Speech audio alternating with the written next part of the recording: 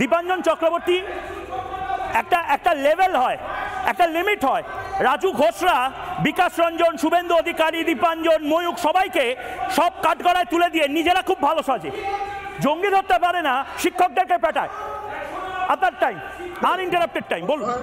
বাকিদের sound of. প্রথমেই বলি তুমি লেভেলের কথা বললে, প্লিজ আমার লেভেলটা এত নামিও না। এই উল্টো পাল্টে এলেভেলে লোকের সঙ্গে ভার্সেস করে একই নিঃশ্বাসে দুটো নাম বলবো না, প্লিজ। আমার একটা স্ট্যান্ডার্ড আছে, নাম্বার 1। নাম্বার 2, তুমি বলছো শিক্ষকদের উপর অত্যাচার, কেন হবে না? সর্বোচ্চ ক্ষমতায় যে বসে আছে, দ্বিতীয় সর্বোচ্চ ক্ষমতায় বসে আছে একজন জালি ডক্টরেট ইস্ট জর্জিয়া, আরেকজন জালি MBA। এরা শিক্ষার মর্যাদা কোথা থেকে বুঝবে? তুমি বুঝবে, আমি বুঝবো, বাকি যারা শিক্ষকরা বসে আছেন তারা বুঝবে।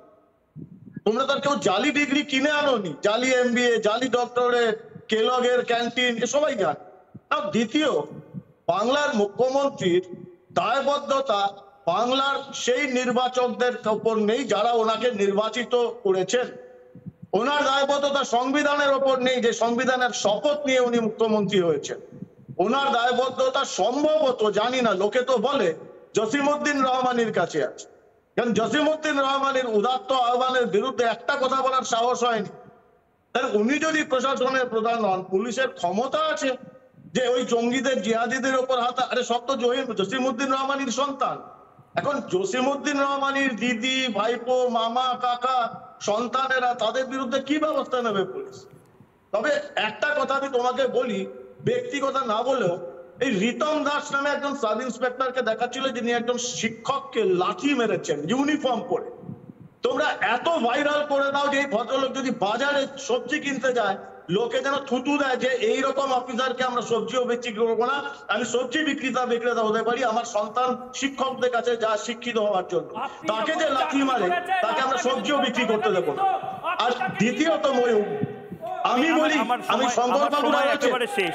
আমার সময় একেবারে শেষ, কিন্তু আমি আবারও বলছি এই বাংলাতে জঙ্গিরা দাপিয়ে বেড়াবে। আচ্ছা বলে নাও। আমি চাকরি প্রার্থীদের জন্য আরো 30 সেকেন্ড বেশি সময় দেবো। এই রাজ্যের সামগ্রিক শিক্ষা ব্যবস্থার স্বার্থে আপনারা পথে নামুন, আমরা পথে নামবো।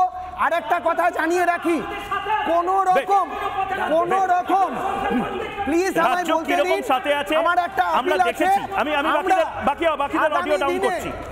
বাকিদের অডিও ডাউন করছি। রাজ্য কিভাবে সাথে আছে চাকরি প্রার্থীদের এবং শিক্ষকদের আমরা দেখেছি, এবং আবারও বলছি, বাংলার মানুষকে বলছি, এই পুলিশ, এই SI, এই ইন্সপেক্টর যারাই থাকুক না কেন, আসলে এদের মাথায় আছে পুলিশ মন্ত্রী, অপদার্থ পুলিশ মন্ত্রী।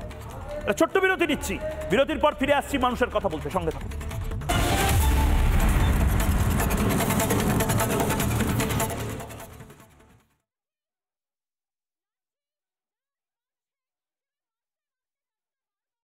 নানা ধরনের কন্টেন্ট দেখার জন্য লাইক করুন, শেয়ার করুন আমাদের ফেসবুক পেজ, সাবস্ক্রাইব করুন আমাদের ইউটিউব চ্যানেল। পাশাপাশি অন্যান্য ব্রেকিং নিউজের জন্য অবশ্যই চোখ রাখুন রিপাবলিক বাংলায়।